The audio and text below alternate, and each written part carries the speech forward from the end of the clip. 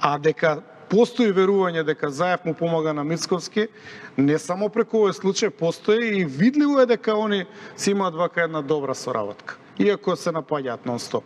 Затоа што, гледайте, Заев теоретски не постоеше шанса да победи нити за Пендаровски, нити на парламентарните што беа предвремени минатата година, доколку имаше здрава политика во ВМРО ДПМН. Он направи такви грешки, такви промени направи во системот на државата, кои што, да речеме, во Грција беа платени, Сириза е симна. Мене ми кажува мои грчки пријатели во Солун дека им се допаѓа Сириза многу, многу добра економска програма дека има, но дека по прашањето на Македонија ќе биде симната од власт. И ја симна од власт.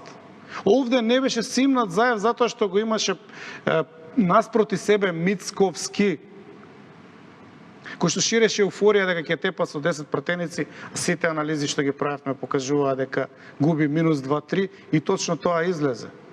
Ја дури мислам дека Заев толку добро ги манипулира овие работи и толку добро ги гледа бројките што се одвијат, што го држи цело време во живот, не го потопува колку што треба да го потопи, него го остава помалку, бидејќи најдобра спаринг вреќа за него е Мицковски.